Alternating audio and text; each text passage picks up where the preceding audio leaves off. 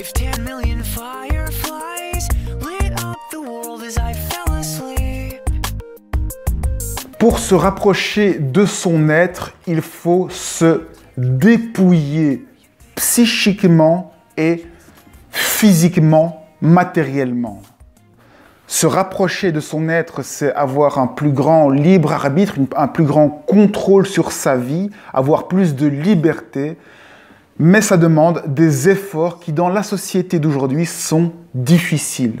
Et donc, ces efforts, c'est être prêt d'abord à se désidentifier de tout, ou en tout cas d'un maximum de choses. Plus vous allez vous désidentifier des choses, plus vous allez vous approcher de votre réelle identité. Votre réelle identité, c'est le vide absolu, donc peu importe, tout ce à quoi vous identifiez, ce sera toujours trop.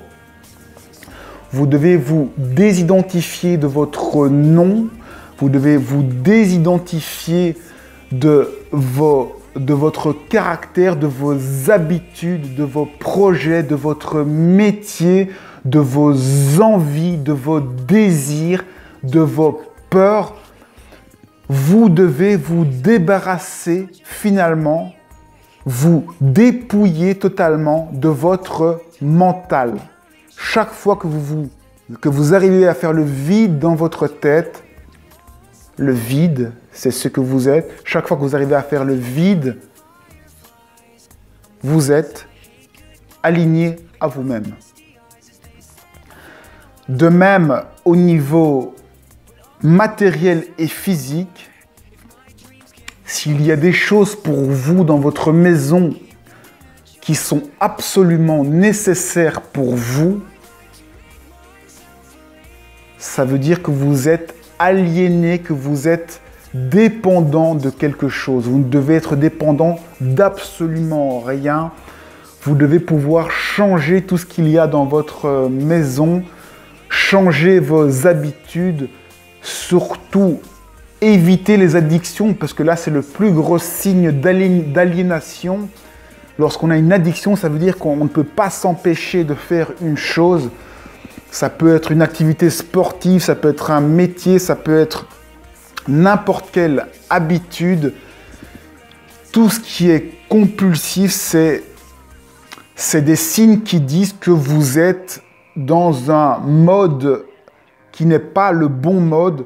Vous devez être détaché de tout ce que vous avez, même votre maison. Vous ne devez pas avoir cette peur au fond de vous de ne plus pouvoir payer votre loyer. Cette peur au fond de vous de ne plus vouloir payer votre loyer, de ne plus pouvoir payer votre loyer, c'est la peur de perdre quelque chose. Et comme vous êtes le vide absolu, vous ne pouvez rien perdre. Donc, si vous avez peur de perdre, ça veut dire que vous niez qui vous êtes. Vous niez que vous êtes une personne plus élevée qui sait très bien qu'elle ne peut rien perdre. En vous identifiant à des choses, vous manifestez votre déni de qui vous êtes. Donc, vous pouvez bien sûr posséder des choses, je ne dis pas qu'il faut se débarrasser de tout pour prouver que vous êtes capable de faire les choses. C'est juste ne pas être aligné, être prêt qu'à tout moment ça peut changer et vous dire que vous faites confiance à la vie totalement, quoi qu'il arrive. Quoi qu'il arrive, tout peut arriver, une mort, un accident, une blessure, un bras coupé, peu importe. Vous devez vous accrocher à rien, même pas à votre corps, et vous connecter à ce vide absolu, à votre être profond. Lorsque vous accédez à ça, vous accédez à une dimension supérieure de vous-même et vous vivez d'autres choses, vous vivez les choses différemment.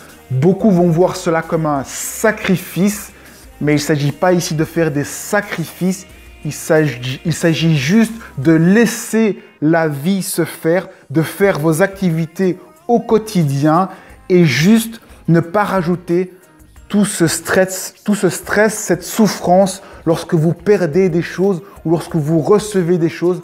Ne vous attachez à rien, même à ce qui est positif, ne vous attachez à rien et vous allez voir la magie que cela peut créer.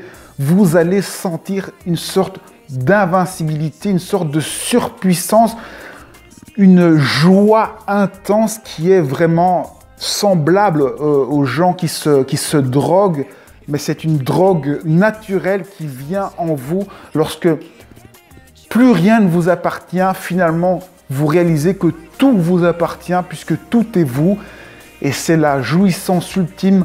Vous êtes chez vous partout, vous êtes bien partout et c'est ça qui est recherché dans le fait d'être centré, d'être soi-même, c'est ne plus vivre dans ce monde de souffrance et de peur et de ne plus avoir peur de perdre toutes nos possessions.